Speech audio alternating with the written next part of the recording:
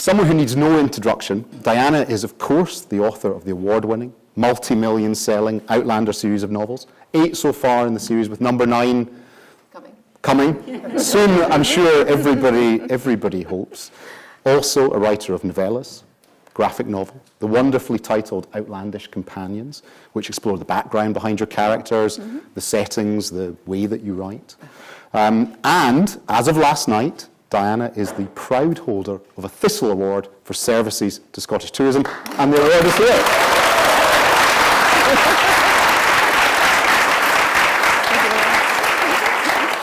But more notable than all of that is her former life as a scriptwriter for Disney's Scrooge McDuck comic books.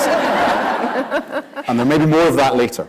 Now, it will not have escaped your notice that we have, just like our hero, Claire Beecham, stepped through the looking glass tonight. We've taken up residence in the red drawing room of Hopetoun House, also known as the Duke of Sandringham's plush Scottish pad in the lavish television adaptation of Diana's novels, which is very appropriate because tonight we'll be exploring the process of page to screen, how it happened, the challenges, the excitements, and what the future may hold for Outlander. So Diana and I will talk for around 45 minutes, then we'll open to the floor for questions, of which I'm sure there will be many. But Diana, to start us off, I want to take you back in time. All right. Just to the late 1980s, and the inspiration for Outlander, because before it moved from page to screen, it jumped from screen to page, and there was a particular old television series that had a very prominent role to play, wasn't there?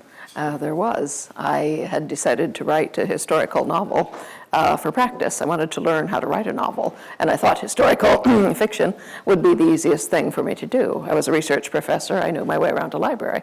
So I was looking for a time and place to set this, but I had no idea. I've got no background in history.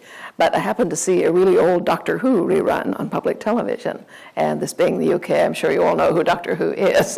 Needn't stop and explain as I do in the States. But anyway, in this very old show, it was one of Patrick Troughton's, the second Doctors, he had picked up a young Scotsman from 1745, whose name was Jamie McCrimmon. And this was a young man, 18, 19, 20, who appeared in his kilt. And I said, that's kind of fetching. And I said to myself, well, you know, it doesn't really matter where you start this book. You just need to pick a point and get started. So I said, fine, Scotland, 18th century. So that's where I began, knowing nothing about Scotland or the 18th century, having no plot, no outline, and no characters. Nothing but the rather vague images of a man in a kilt, which is, of course, a very powerful and compelling image, as all of the men in kilts here can tell you. So was it chance or was it fate? I mean, could you just have conceivably stumbled across an old rerun of Les Miserables and had some, you know, French student manning the barricades of a doomed revolution? Could that have worked just as well? It could, yeah, sure, yeah. No, it was like I said, you just pick a point and start in. I could, in fact, make a story out of anything. You know, you just pick a point and you start in. So I do it with elementary school kids when I show them, you know, how do you write? I said, pick a character. Who is it? Male, female, animal? You know, they pick an animal usually. And I said, okay, what's this animal doing? And we go on from there. But, you know, pick any point, you can make a story. And you talked of writing Outlander as a practice, which is a fascinating concept for a writer to write a practice novel. But there must have been a point where you realised that practice, it wasn't practice anymore. This was starting to get real. Well, I really didn't take it for real until I got a literary agent, which I luckily got before I had finished writing the novel. But to that point, you know, I had made up my mind. I had 2 rules for myself. One was that I would do the absolute best I could with the writing every day, because if you don't do your best, you're not going to get better. So I said, I'm not going to think, well, this is just practice. It doesn't matter what I do and slop down anything. It had to be as good as I could write it. And beyond that, my only other rule was I wouldn't quit. I said, I'm going to write the entire novel, no matter how bad I think it is, because that's what I need to know. What does it take to get from one end of a novel to the other? I'd written a lot of stuff up to this point, all the stuff you write while getting a PhD in biology. My doctoral dissertation was entitled Nest Site Selection in the Pinyon Jay, Gymnorhinus cyanocephalus. Or it's a real page turner. It was, yeah, 400 of them. Yeah, or as my husband said as a subtitle, why birds build nests where they do and who cares anyway. But you write a lot of stuff in the process of being an academic. And I had also sort of slid sideways and become an expert in scientific computation. It's easy to be an expert if only 6 people in the world do what you do, and that was my position. So I was writing almost full-time for the computer press and working full-time as a university professor, and I had 3 small children under the age of 6. That's why I decided that was the perfect time to start writing a novel for practice. But yeah, no, I took it seriously all the way through. I said, I'm not going to stop, and I will do the best I can. But to realize that it might actually, pass out of my hands into a wider sphere at some point, that didn't happen until people actually started reading bits of it and wanting to read more.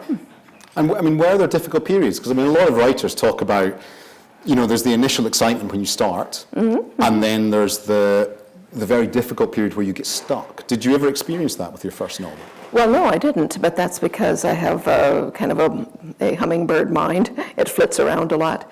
And by the time I had started writing a book, I had realized that I can't write anything straight through. I'd always sticks about 2/3 of the way down the page. And so I had got in the habit of working on multiple projects at a time. So I would have a grant proposal, and I'd start working on that. Writing grant proposals is the worst, absolutely the worst I've ever done. And so I'd get 2/3 of the way down the page, it would stick. I would pull up something off my pile of software reviews. I would start that. When that one stuck, I'd check back with the grant proposal. No, I was still stuck. Go back down to the software review, still stuck. So then I'd start something new, maybe an essay that was for something else, an article for the scholarly journal I was running, or a scene from the novel. And so I kept rotating through 3 or 4 or 5 things every night. But that kept me sitting there, and it kept me going because I never was stuck. I just kept moving on. And, by the time I finally circled back to the research proposal, I would, in fact, have an idea and be able to go on. So I'd end the evening, with a page and a half of research proposal, 2 pages of software review, half a page of an essay, and part of a scene from the novel. So I would end up, being productive and getting a lot of work done during the night, but, never sitting on one spot just because I couldn't think what happened next. So your starting point is a man in a kilt. It was. Beyond that, what did you know about Scottish history? Nothing. No, absolutely nothing. And you have a pedigree as a researcher. I did, yeah. You've got 3 science degrees, you've got a PhD. So that didn't hold much fear for you then if you were going to pursue that route? Yeah, no, I thought I'd have to look up everything anyway, so it didn't really matter what period I took for my research. So the day after I decided to write about Scotland, I went to the library at the university and began looking up in the card catalog.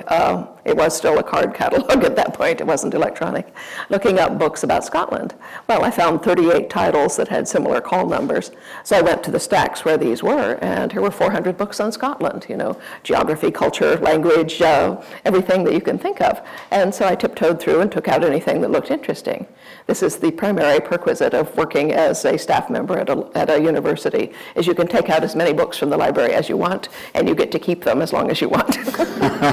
Unfortunately, they made me give them all back when I left, but but I got my use out of them. And so that's where I began to learn about Scotland. I was looking for conflict in Scotland in the 18th century. This was the only thing I knew about writing a novel, was that it should have conflict. So, a quick flip through the 18th century, and I was thinking, Bonnie Prince Charlie, Jacobite Rising, yeah, that looks like conflict, fine, we'll use that. And so that's where I began. And did you get, through all your research, did you reach the point that if you put 2 Scottish people in a room, you probably get conflict? So there's that, yes. It's not the worst country in the world for trying to find that. But, in writing that, were you conscious of the fact that you have someone like Walter Scott, who's widely credited as inventing a historical novel, who bases his first novel around the Jacobite Rebellion? Did you feel like you were following in those footsteps? Well, I didn't, because my first, and for a long time my only, exposure to Sir Walter was Ivanhoe, which I read at the age of 9, and I was very impressed with myself because it was the largest book I'd ever read. It took me 3 days, and it was a fascinating story. I loved it, but it didn't at that point occur to me to go on and read any more of Sir Walter Scott. And in fact, I had just never run into him again. So in fact, I didn't realize that Waverley had anything to do with the Jacobite Rebellion. The other thing is, if I had known that, I wouldn't have read it even more, because I didn't want anything influencing me. So I didn't read anybody else's writing about that time period. Rather less time travel in Walter Scott as well. Yeah. I mean, that's a very interesting aspect of it, because I mean, I've heard you talk about this before, that the time travel was something you sort of stumbled upon because of how the character was starting to talk. Yeah, yeah, it was a perfectly straightforward historical novel for the first 2 days. And then on the third day I said, well, I must have a lot of Scotsmen because of the kilt factor, but I think it would be good if I had a female character to play off these guys, and we'll have sexual tension, that's conflict. And I said, okay, so it's Scots versus English here. If we make her an English woman, we will have lots of conflict. And so I introduced an English woman. No idea who she was, how she got into the story, what she was doing, but I loosed her into a cottage full of Scotsmen. And she walked in, they're all crouched around the hearth, muttering to each other as we're doing. And they turned around and stared at her. They were going, and I was wondering, why? Do they look odd? What's going on? Anyway, she walked in, one of them stood up and said, my name's Dougal Mackenzie, and who might you be? And without my stopping to think, I just typed, my name's Claire Elizabeth Beecham, and who the hell are you? And I said, well, you don't sound at all like an 18th century person. I said, It's not very Jane Austen, is it? No, let alone the 18th century. So I fought with her for several pages, trying to beat her into shape and make her talk like a historical person, but nothing doing. She just kept making smart-ass modern remarks, and she also took over and started telling the story herself. And so I said, well, I'm not going to fight with you all the way through this book. I said, go ahead and be modern. I'll figure out how you got there later. And what was the moment that you decided the figuring out would be time travel?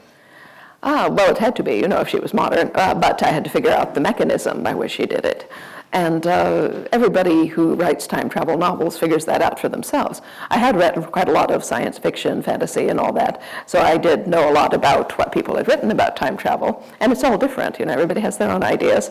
And so I figured, well, I'm going to have my own idea too, but I don't know what it is yet. So I just kept it in the back of my mind and went on writing the book. Mostly I had to discover who she was, where did she come from? It obviously wasn't the 18th century, but I didn't think it was 1988 either, just when I began writing Outlander. In fact, March 6th, 1988, so we have just passed my 31st anniversary as a writer. Yeah. But I said, so who is this person? And so I began thinking, if I were inadvertently time traveled, because obviously she hadn't gone there on purpose, what sort of skills would I like to have? And I thought, well, I might like to be something in the medical line, in hopes of keeping myself and those I loved alive. So I was thinking, all right, is she a doctor? And then I thought, no, she doesn't quite seem like a doctor. And the other thing was that in the late 80s is when medicine started getting very technical. There were a lot more biomedical inventions happening right then, and much more so in the 90s. But I could see that medicine was rapidly accelerating in this direction. And I said, I don't want someone who will find a man, passed out on the battlefield and say, oh my God, I wish I had an MRI machine to put him through. I wanted someone who would fall to her knees and start putting him back together before he bled to death. And so I said, so she's earlier than now, but where exactly did she come from? And I was thinking, I want her to be accessible to a modern audience. So she has to share some of our knowledge about medicine. It has to be that modern. And I'm thinking, what defines modern medicine? Well, it's really three things: antibiotics, antisepsis, and anesthesia. Well, all three of those things were actually invented in the late 19th century, but none of them came into common use until the 1940s on the battlefields of World War II. I said, that's who she is. She's a battlefield nurse. That's interesting. You gave yourself the dual challenge that you're writing two historical periods. Yes, exactly. It was a lot of fun. I'm kind of fascinated you describe it as fun, because it's hard work, isn't it, doing that research? No, I was a researcher. It's fun. So, thinking about that time travel aspect of the plot, one of the things that really fascinates me about the books is, there's kind of two aspects to it. You seem to be very interested in writing about political upheaval, revolution. So you have the Jacobite Rebellion, you have the American Wars of Independence. Is that something you're keen to explore in your work? Yes, well, battles always make good stories, because conflict and all that. But it is very interesting to see the effects of warfare on people, the civilian population, but more the people who participate in it, the soldiers, the medical personnel, the support staff, anybody who actually comes in contact with violence. As you can probably tell from reading my books, violence fascinates me. And many people are going, oh my God, I can't read it, it's so violent. I'm thinking, it's a book, it won't actually bite you, it's all right. But, I like violence. It's interesting to me. And, why do you think that is? I'm curious about that. I was an animal behaviorist for many years. I watch things and try to figure out why they're doing what they're doing. And, who was it that said the proper study of man is man? I watch people and I try to figure out why they're doing this, both on the micro level, one-to-one in small personal relationships, and on the macro level, where do we get these things? And that kind of came into play later when dealing with theories of time travel, because aside from the mechanism of time travel, anyone who writes a time travel story has to decide on the paradox, which is, can a time traveler change the future? If they know what's going to happen, can they stop it? Okay, most people decide that they can't for one reason or another, and they just leave it at that. They have various explanations for why they can't. And I thought about that, and I said, well, how do great things actually work in terms of populations? On a micro level, you can affect the behavior of a certain number of people that, you run someone over with your car, obviously you've affected them. You fall in love with someone, you've affected them.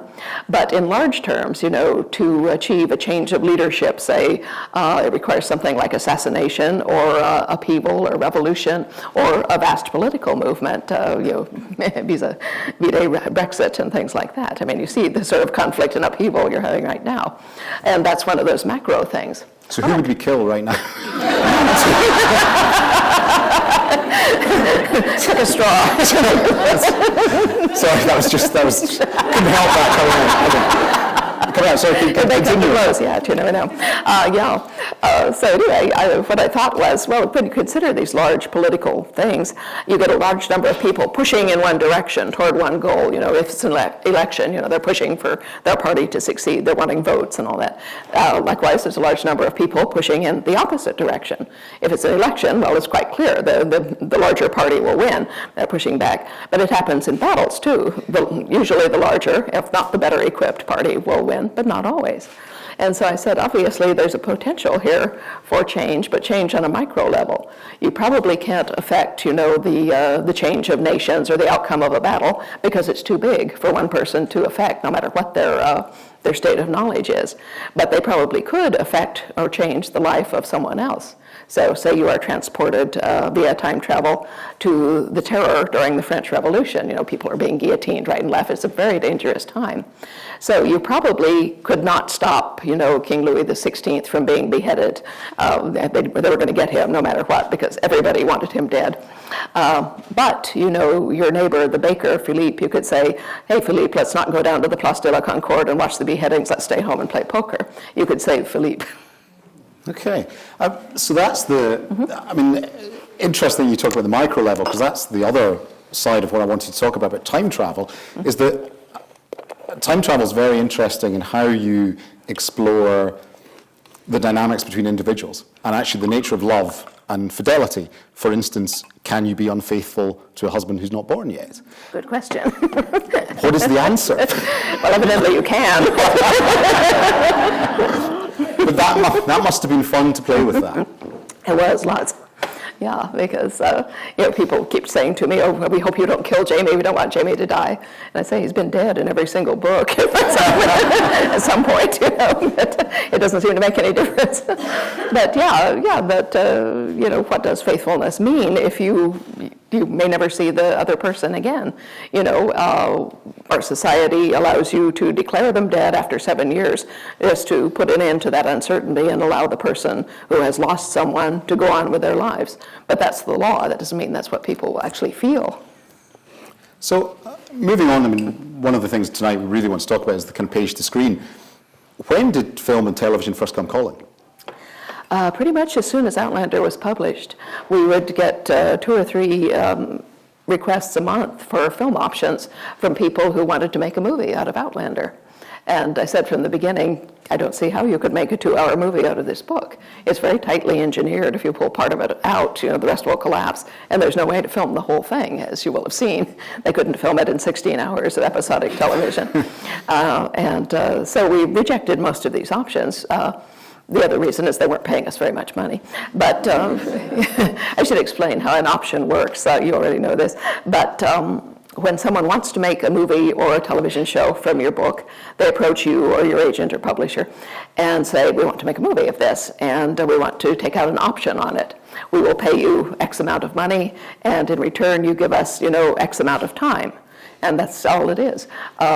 So during that period of time, which could be a year, 2 years, 5 years, however long you want, they have the sole and exclusive right to try to develop the property. That means to get someone else to invest $60 million in it, or to attach a good director, or find a good scriptwriter, and eventually raise the money that it would take to actually make it.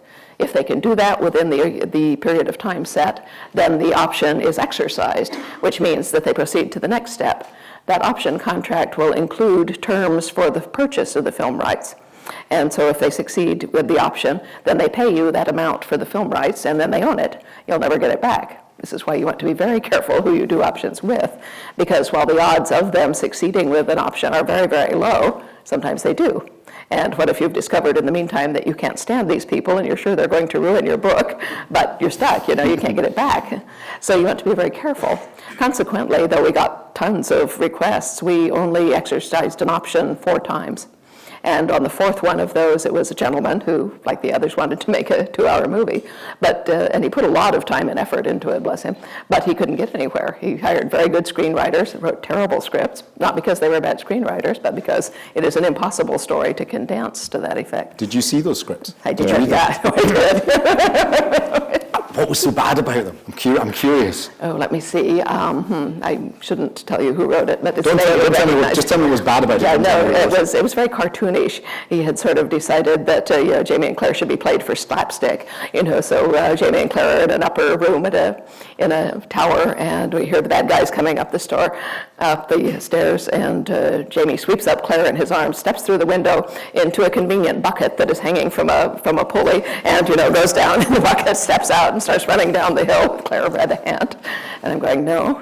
And when was this? Because it sounds very Robin Hood, Prince of Thieves, the kind of Kevin Costner sort of.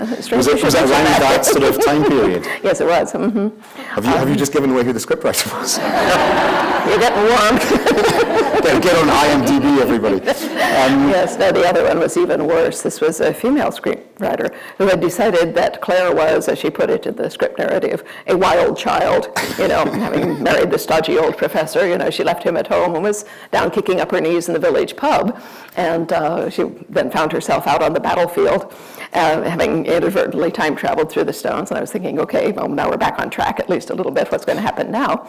A man goes by on a horse, falls off at her feet, obviously wounded. I'm thinking, okay, fine, great. Okay, so what does our hardened, experienced combat nurse do? Does she fall to her knees and start putting him back together? No, she throws her hands into the air and then runs off shouting, help, help! I'm going, no. So, yeah, no.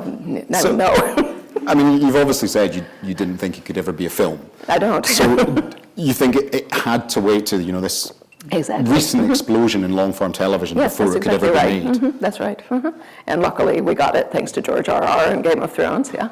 So, and was that a big factor then, the success of Game of Thrones? That was a real driver that companies were looking for something to be successful on that sort of scale. Yeah, that was the trigger point, that they showed that could be a successful format and a successful and profitable way to do things. And also it made people think, where is there another big series of big books with big themes and so forth that we could use with a large built-in fan base? And voila, there you are. And a lovely country to film in. Well, that too, yes, that always helps. But I mean, Game of Thrones, they used Croatia. And I mean, one of the things that really fascinates me about it, there's a lot of talk about how long-form television is the new novel. Mm-hmm. As a novelist, what do you make of that? Well, yes, in a way, in that it's a sustained story told over a long period, and you can explore larger themes that go from episode to episode, rather than being truncated single split things. But you get something of the same form in just any series television. Yeah, ER and so forth. You follow the arc of one character through a whole season, and you'll have very much like the thread of a novel. Yeah, no, it's just a long form story. Is there a danger it does you out of a job? No, I think not.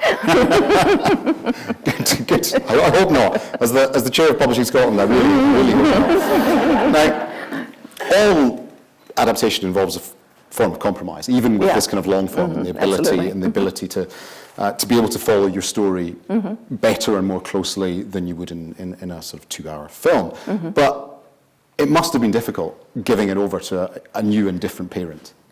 Well, to a point. On the other hand, I had myself written comic books, as you pointed out, Scrooge McDuck. I had told stories in a visual medium. I knew how you do that via images, with the dialogue being supporting and providing information. But it's mainly the images that are carrying the story and are more important. I had also written a graphic novel in which I adapted my own work to the visual medium, and I understood, how much you have to leave out and what you can compress and what you can convey in an image and what you can't. So, I understood the process very much. I wasn't shocked by it.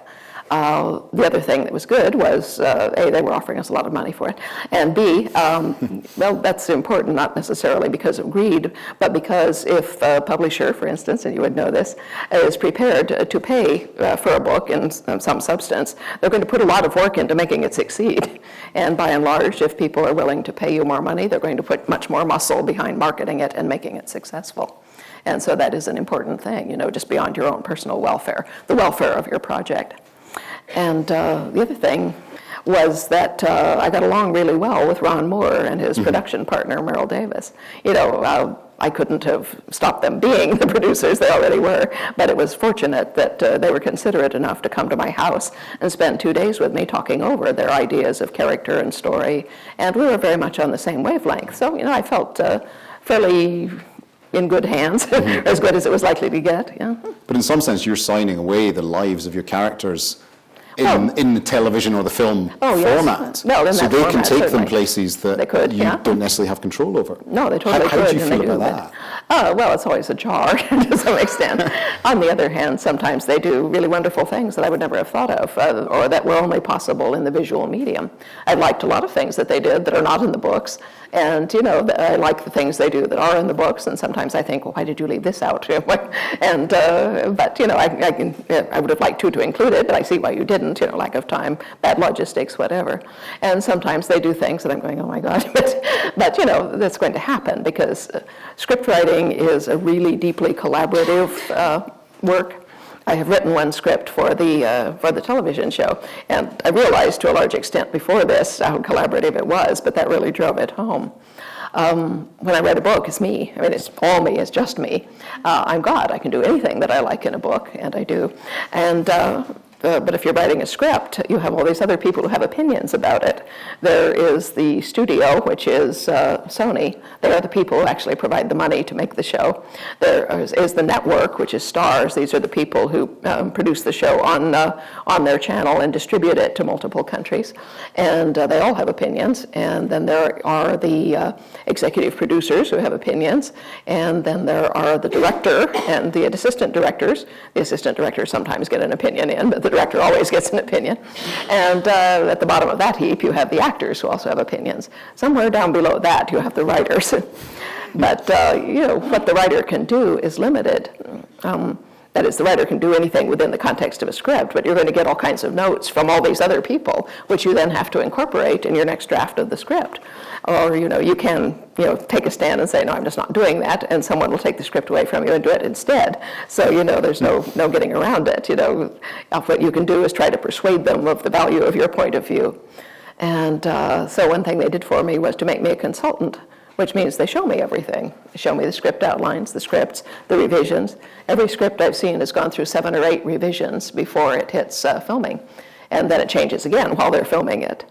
And as I say, I got to come out and stay on set for almost a month while they were filming things.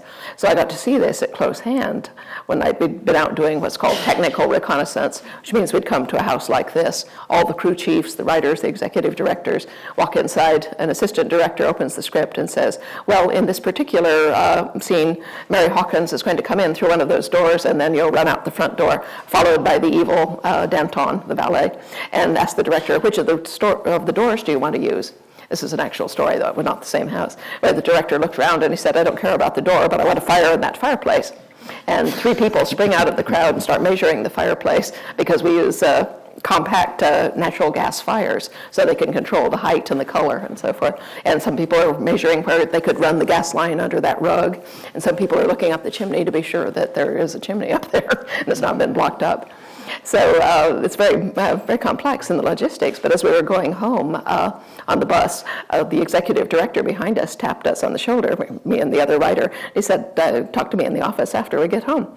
So we went back, and he said, well, we've got a problem. He said, what we're about to do at Dean Castle, which is going to be the next day, we have Dean Castle for 4 days. We can only have those 4 days. We can't move to any other days because it's booked on these 4 days. He says, I've been on the phone all day with the agents of Nell Hudson, who plays Leary, and the agent of Nat Badland, who plays Mrs. Fitzgibbons. Well, my writing associate had written a script in which Mrs. Fitz sort of pleads for Leary with Claire, and excuses her hideous behavior at season 1. This is while they were going to try and rehabilitate Leary so that it would be all right for Jamie to marry her in the third one. It was all their fault for making her such a witch in the first season, but this was their idea for getting around that. So anyway, we could not have Mrs. Fitz and Leary in the same scene. And so he said, which one do you want to do? Well, there were 5 scenes involving both of them. So my friend had to rewrite all 5 scenes that night using only Leary, because it was her we were trying to rehabilitate, so it had to be her rather than Mrs. Fitzgibbons who was there. And then the director of photography who was there said, well, that's not the only problem. And I'm thinking, oh my God. But luckily it was her scene again, her book. And he said, the problem here is that it's Scotland. It's winter. The light goes at 8:30, it comes at 8:30 in the morning. It goes by 3:30 in the afternoon. You have 7 scenes that you want shot in the courtyard by daylight. We can do 4 of them. Which 4 do you want? So she's sort of turning white, clenching her fist. But it was at this point that I realized why a writer is low man on the totem pole. It's because a writer can change like that without costing anybody any money. Whereas anything else you do to change something will cost money or time or both. And so that's why the writers are extremely malleable, and often why scripts are not actually the way that the writer would have wanted them to be in the first place. Exactly. It's a long way from being God. Yeah. It's about as far as you can get. But I know you've talked about this before, but I can't not ask you about this. I mean, you've had these characters, these landscapes, these places in your mind's eye for a long time. Yeah. In the case of Scotland, before you actually even visited Scotland. So when it comes to casting and when it comes to location scouting, that must be quite nerve-wracking. Well, it's always interesting, to see who they pick. And in some cases, I'm thinking, oh, that's great, that's perfect.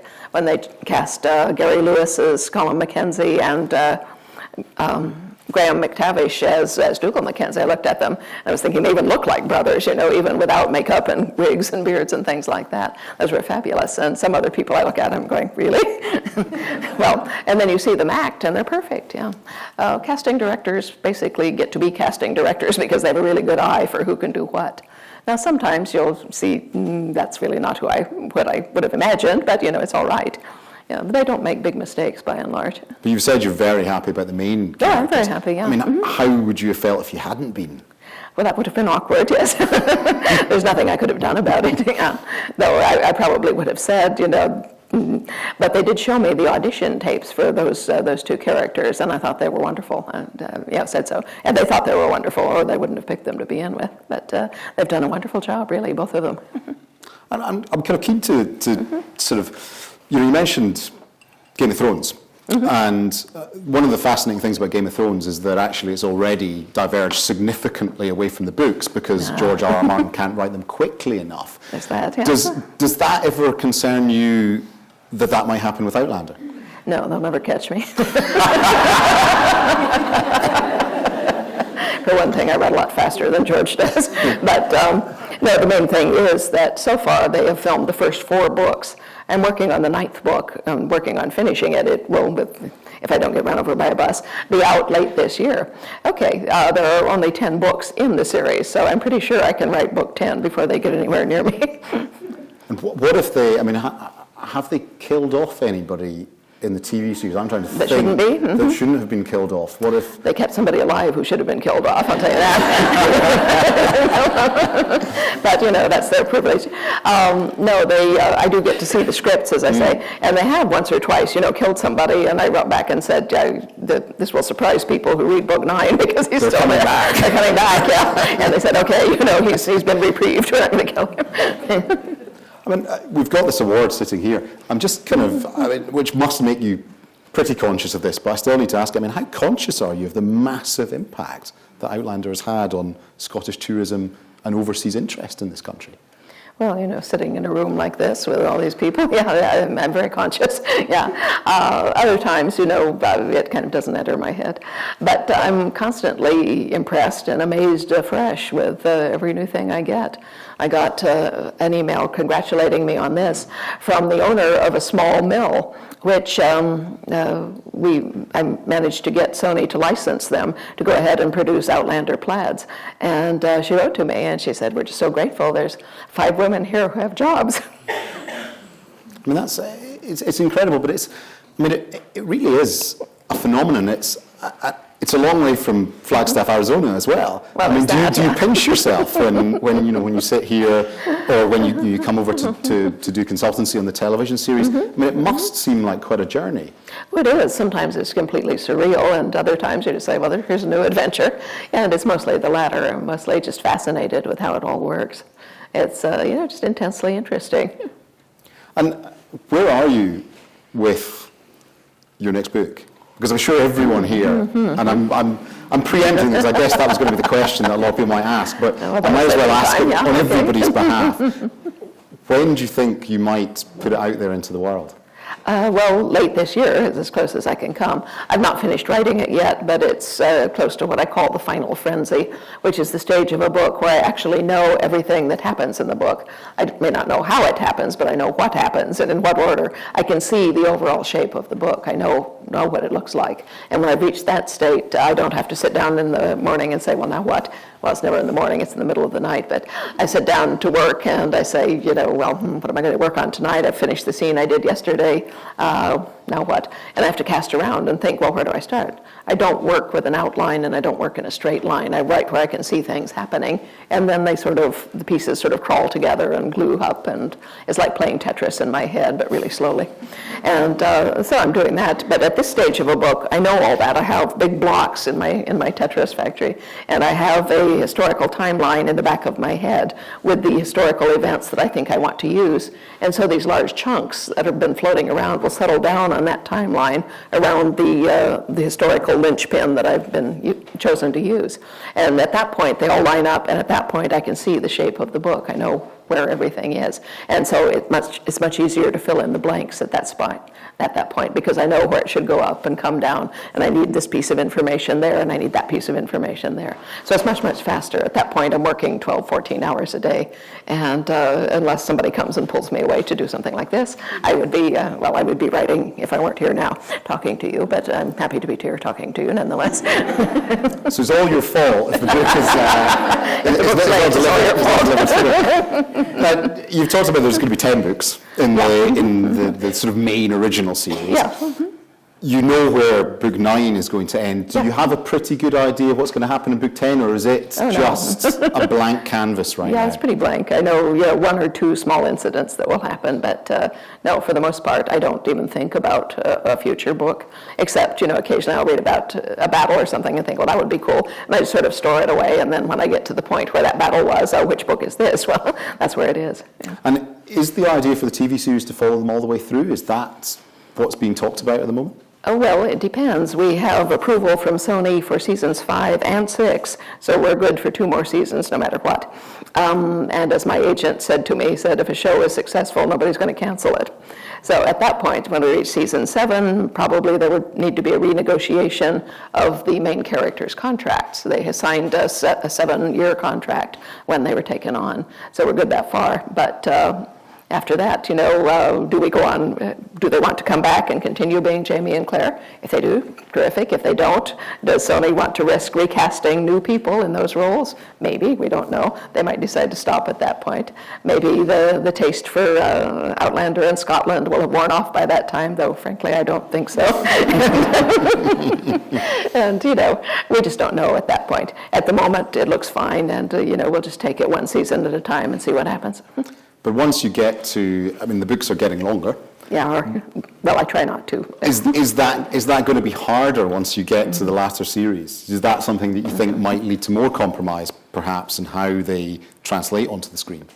I don't know. I truly don't know. It would depend who was in charge at that point, how closely they wanted to work with me, what they thought of the books, do they want to do, one book per year? Do they want to try to split a book into 2 seasons if it's too long? Do they want to just take out more of it and compress it more? They could do any of those things. We just don't know. There's a lot of uncertainty in film. And how have you found the process of seeing the locations that they choose? Because, I mean, this is one of the things that, certainly for the Scottish tourism industry, has been absolutely massive and is driving people as visitors. Do you think it's driving people as visitors because they can imagine the stories in a castle, for instance, I'm sure they can, that they wouldn't otherwise, that it gives some narrative to a building that draws them to it? Yes, you can. You feel the story as being set in this place. Right here would have been the sofa where Claire was sitting when she was talking to the Duke of Sandringham about, not mistreating her husband. And then the next thing he does is have a duel on the front lawn out there with him. I usually have not seen any of the locations before I see them on film. And so they don't look anything like what I was imagining, but usually they look better, and, more striking, because the location crew, goes all over Scotland ferreting out places that will work. And only once have I been in on choosing a location, and that was for the episode I wrote. It's on a river bank where Claire and Jamie and their companions have been fleeing from the Battle of Falkirk, and they stop there to take care of things, and then are attacked by ambush and flee up the bank and away. There was a small level place there that we liked, and they asked me, what do you think about this? And I said, yes. And they said, what happens here? And I said, this. This is where, Claire would be, doing this, and over there is where the people would run up that hill when there was an ambush, and that looks like a good place to have one. And so they went ahead and used that. They were a little dubious because they said it's flood season, and when this place floods, this will be 10 feet underwater, but and so we'll have a backup. But, if it doesn't flood, we can use this. And that just takes me back a little bit to when you first wrote the book. I'd never been to Scotland. What did you think the first time you came here? Was it what you expected, or wasn't, or not? It actually was. I was quite surprised. It was exactly as I'd been imagining it, both the landscape and the character of the people, because, I'd been reading novels written by Scots for a long time. I sort of felt like I understood Scottish people to a certain degree, and, apparently I did. But I felt very much at home. The men in kilts as well? Well, you don't see quite so many of them on the street as you might think. Not every high street. No, but I still would have a small thrill at seeing one up close. We're about to open up to questions from the audience, but I have one, and I promised you a question that I really hope you've never been asked before, and I'd be very surprised if you have. I'll give it a go. Because I think I must have been drinking when I came up with it. We talked about the Scrooge McDuck comic books, and you scripted those. And in scripting those, you obviously have to try and develop a sense of the character of Scrooge McDuck, his background, where he came from. So I have 2 questions, one and a supplementary. First of all, is he Scottish? And second, which side is he on, Jacobite or Hanoverian? Let's see, he is Scottish, yes. He would have been one of those canny merchants who makes money out of both sides. Excellent. Have you ever been asked that before? No, never. My life is complete. So we have roving mics. We have about half an hour, which is a very generous time for questions from the audience. And put your hand up. I will pick you out and wait till the mic comes to you, and then just speak into it and ask. Do you now regret killing Murtagh? Do I regret killing Murtagh? Yeah. No, never. No, I mean, he was one of the casualties of war, and as I told Ron at the time, I said, his death is a necessary sacrifice for us to feel the true loss of Culloden. Thrilled to see him, Turner. Well, that's why they kept him, just to please people like you. Hi, Diana. Firstly, congratulations on the award. Thank you so much. Got a question. Yeah. I've got a friend who's written a book, and she sent it to an editor who got her blood red pen out and scored all the way through it. So my question is, how much do you actually pay attention to what the editor says, and how much do you ignore? Oh, well, that's a good question. How much attention do you pay to what an editor says? I pay a lot of attention to what my editors say, because there's 2 of them, US and UK, who actually, work with me on a book. The foreign ones, they just take the book when it's done and do the translations. But it depends on the editor and on the writer. All editors and writers have a different relationship. My first editor said that she would usually write editorial letters to someone saying, I think this about this, and, perhaps you could, lose this part and, maybe expand that part a bit. And she said, I just never felt like I could do that with your books. And what she did instead was to take the manuscript home and, as she said, sit in the bathtub with it for 3 days and, just read through it and make little marks in the margins, to think about it for a couple of weeks. And then she'd call me in the afternoon, and she'd have her manuscript, I'd have mine, and we'd just flip through it page by page, and she would tell me how she responded to it.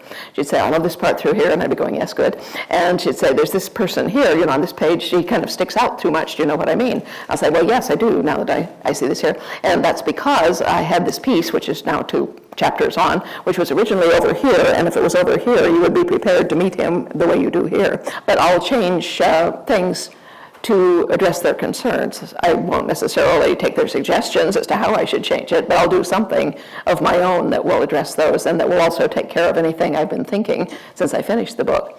And so with subsequent editors, that worked so well that I just told them, this is the way I worked with my first editor, who I had for 15 years. It seemed very effective. Would you be comfortable doing that? And they said, oh, yes. So that's how we've always worked, on both sides, UK and US. They just read a book and, send me a brief email. Luckily, it's always brief, with laying out a dozen or so points. Sometimes they just say, you repeated this scene, that was here now, and it's here too. Which one do you want?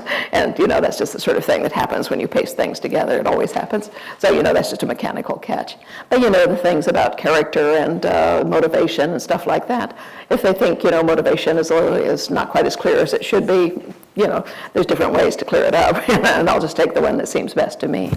If you get an editor like that who just slashes things out, well, that happened to me with my second book, Dragonfly and Amber, with a very high-handed British editor. Luckily, the book had already come out in the US and was selling quite well, so I had some thoughts that there wasn't that much wrong with it. But anyway, her opinion was that they were going to try and sell it as a romance, and she says, this book doesn't look like a romance. And I said, that's because it's not.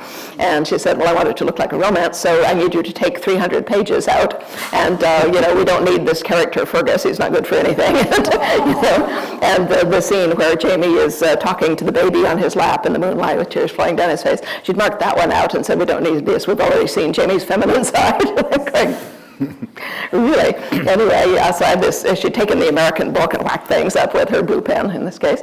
And I was very upset about this because, Anyway, my husband very wisely said, how much are they paying you for that book? I said, £20,000. And he said, is it worth £20,000 to be unhappy whenever you look at that book for the rest of your life? I said, right, it's not. So I sent her a very rude letter, which ended with, on your bike. And no, really, it did. My poor American agent, who had never heard that expression, said, I just had a very upset call from this particular editor, and she seemed, especially offended at, what does on your bike mean? So I told him, but anyway, they thought about it for a while, and finally she wrote back and said, all right, have it your way, we'll publish it like that. However, we're not paying you £20,000, we'll only pay you $8,000, and we won't publish it as a hardcover, but only as a paperback, and we're going to publish it with a money-back guarantee in case anyone who buys it thinking it was a romance is annoyed at being fooled. I said, fine. So that's what they did, and in my collection of prized treasures is a copy of the paperback UK Dragonfly and Amber with the money-back guarantee sticker on it. I'd love to know who the publisher is, but you don't have to tell me later. Well, luckily, she's left publishing, but anyone in publishing could tell you from that description. But I mean, that's kind of, you asked that question about, it's if you trust the editor. Yeah. If you trust the editor and there's red pen all over it, then you probably pay attention. If you don't, then you don't. And I think that's one of the things to know whether you trust them or not. And I think that relationship's so important. Yes, it is. But the bottom line is it's your name on the front of the book, and that's going to be there forever. Editors move from book to book, and their name won't be in your book unless you acknowledge them, which you won't if they've been giving you a hard time. But, so, it's your book. It has to be what you think it should be. And, if you're wise, you'll listen to what your editor has to say, but you may or may not do what they suggest. How did it come about, Diana, that you got your part in season 1? Because I thought you were just fabulous in it. Oh, thank you so much. A natural. Well, that I don't know about. But actually, it was the show people themselves, the producers, who thought of that. They gave me a short cameo in season 1, and first they said, "Would you, come and do be an extra?" And because we think it would be fun for the people to try to pick you out in this huge gathering that we're having with all the dress extras. And I said, "Yeah, that would be fun. Yeah, why not?" And a few weeks later, they wrote back and said, "Well, we've been thinking about this. It's a huge scene which has take after take after take, and if you're a dress extra, you have to stand in the exact same place for 3 days without moving." And they said the novelty wears off quickly. So we were thinking what we would do instead is give you a cameo. You can be a character with a name and a line, and that way, you'll only be in a few takes, and when they're done with those, you can leave. So I said, that sounds fine. So they didn't measure me. They said I had to go down to the nearest university with a drama department and have the costume mistress there measure me, because there's very specific measurements for an 18th century costume. And I sent them those, and they made me a beautiful costume with a hand-painted skirt. I painted the tartan on it, on the velvet. And a gorgeous thing.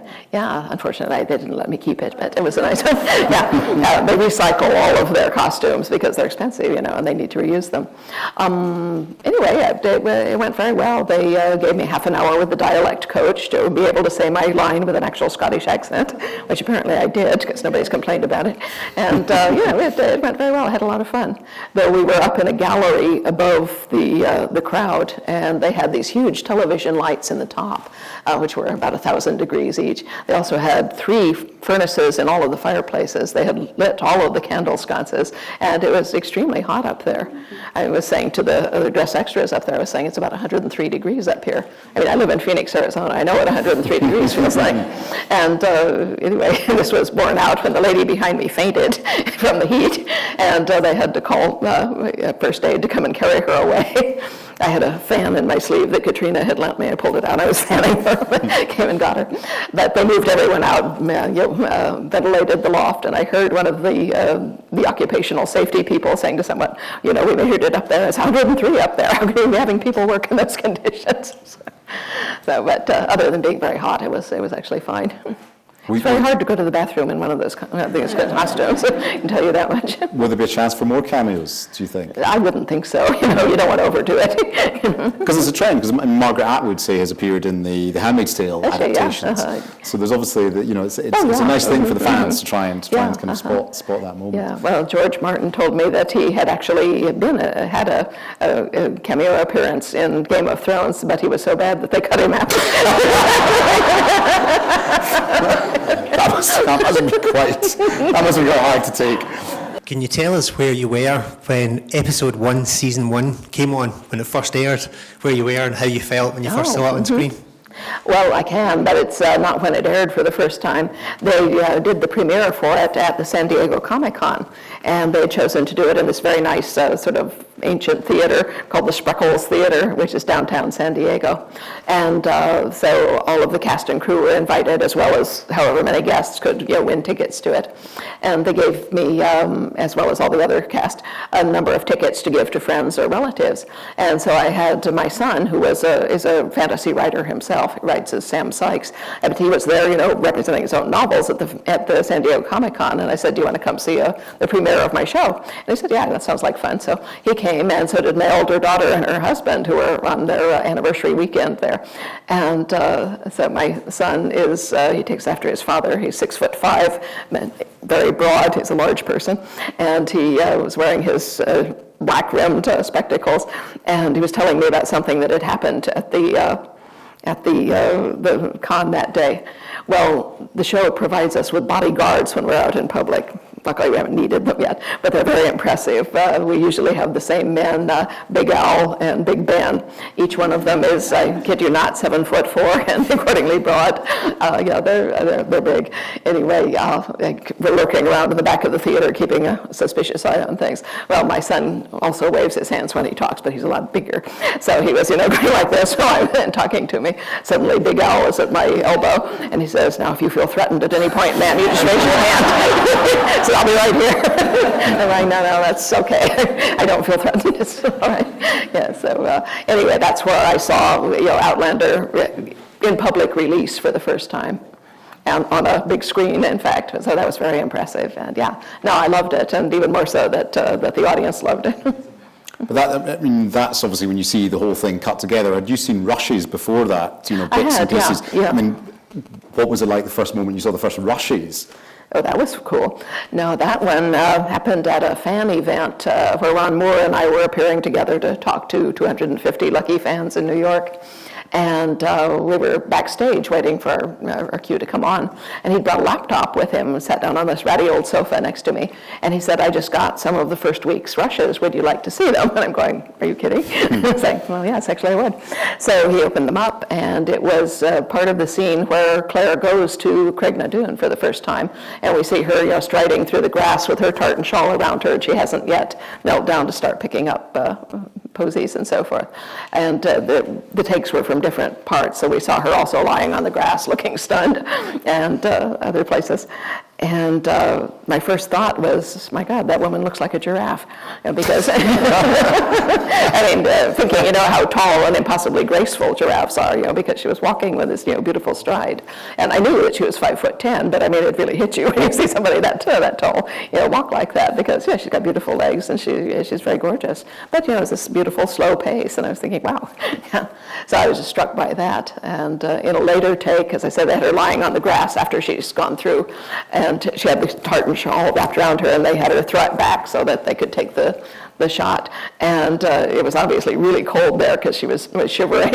And as soon as they shouted cut, someone thrust a hot water bottle onto her stomach because she went like that, and they covered her back up again. So yeah, it was deeply entertaining. But yeah, anyway, I was in the middle of this, and I glanced over and saw that Ron had tears in his eyes, and he said, "It's just so cool to see you see this for the first time." That's brilliant. Which places or locations that you enjoy writing about most? Do you have any particular country or locations that you really enjoyed writing about? Well, pretty much all of them. You know, I don't write about places I don't like. But yeah, I've enjoyed all of the Scottish locations, you know, the Royal Mile in Edinburgh.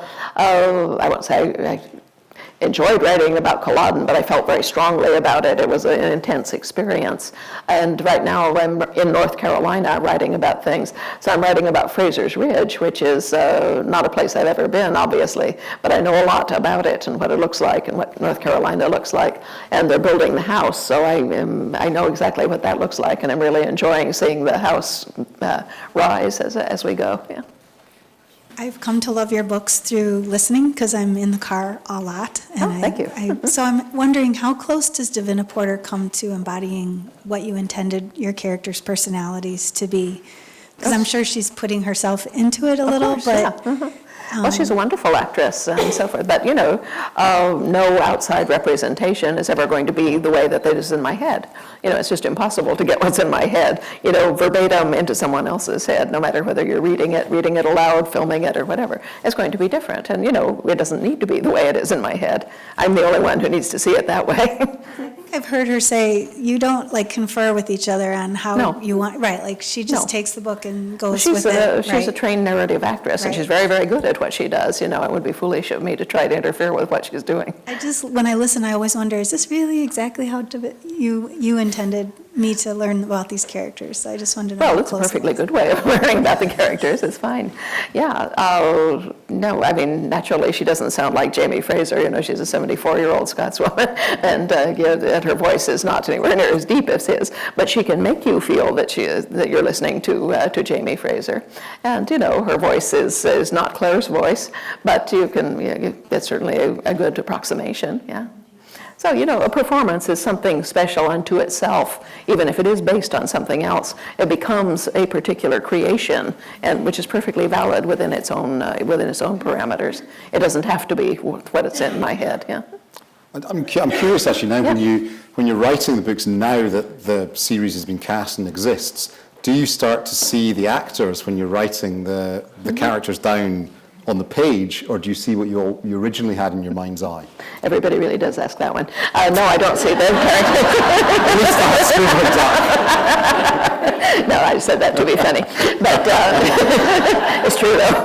Yeah, no, I don't see the actors when I'm writing. Yeah, I still see Jamie and Claire the way they are because they are in my head. You know, they're not going anywhere.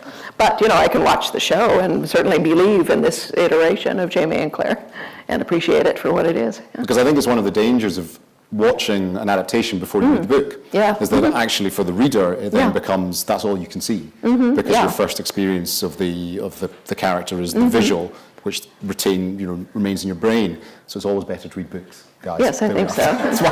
Yes, That's why public service announcement. Are there more questions from the audience? Yes, I was deeply shocked when I read the first Sharp book of Bernard Cornwell's and realized that Sharp does not look like Sean Bean. Exactly. Straggly black hair, that was very disturbed by that. Can you tell us a little bit how you formulate your characters, maybe, some of them? Well, mostly I just move into their heads and listen to them. And Claire was really the first character that I had written in any depth. The first couple of days I was working with Jamie as a character just to put words on a page. So it wasn't really doing anything in particular. I was learning how he moved and spoke and so forth, but I wasn't going deeply inside his character. When I started being with Claire, as I say, she walked into this cottage full of Scotsmen, she immediately started reacting to them, and I could tell what she was thinking. And so the more I worked with her, the more I got her, so to speak. But the same is true of the other characters. The more I work with them, the more fully rounded they become as well. It's just a very quick and very fun question, but how are you going to get that award home? And it's a good question, I think. It's a good question, yes. Well, I'm told that Visit Scotland will ship it to me because there's no way I'm getting it in my luggage. I should tell you what we have your attention, that this was done by a very well-known paper sculptor from London named Thomas Whiteman, Wightman, and it's absolutely gorgeous. You can see he's done 3 thistles amongst standing stones. If you get close, you can see that the legends on the sides are actually made of layered cut-out text from the pages, and this is a book of Robert Burns's poetry that he's made it out of. Hi, just a quick question. My question is about your fans, and we've followed you for a long, long time, like for years, and you know your interaction with the fans from years on Twitter has been just phenomenal, and it makes us feel so much closer to you. But like how, since the series has come out, you've even got busier, and how do you manage your time with fans and with the series and with writing a novel and all of this together? Like, you know, we can't thank you enough for what you do for us. Well, thank you. Well, I appreciate it, yeah. Well, I appreciate you very much. But it's partly what I said about being unable to stick to one thing for very long. I switch all the time. And so while I'm writing, even when I'm writing a novel, I will stick part of the way down the page. Sometimes I'll open another scene that I've got going and start that one. But sometimes I'll switch over into social media and, do Twitter for 10 minutes, and then I switch back to what I was doing. So it's a break in the monotony. And sometimes I will sort of have a Facebook post in mind, but I'll usually wait and do those last thing before I go to bed at night. But, I have rules for social media, so to speak. I don't go anywhere on Facebook but my own page. I don't have friends. I don't accept friend requests. On Twitter, I follow maybe 50 people, mostly friends, personal friends. And, when we started all this, Sam Hewen was on Twitter and had like 12 followers at that point. But naturally, that kind of exploded when he was in cast as Jamie. And at one point, he wrote to me and he said, "How do you handle this? Your fans are crazy." And he meant that in a good way. And I said, "Well, I will tell you." I said, "Take 10 minutes twice a day, no more. Read as much of your feed as you can read in 10 minutes. If someone says it's their birthday, stop and wish them happy birthday. If someone says their dog died, stop and say you're sorry. If someone says something witty to you, and you can immediately think of something witty to say back, say it." And he usually can. And I said, if someone says something negative to you, don't touch it with a 10-foot pole. Just ignore it completely. And, that's the way to survive Twitter.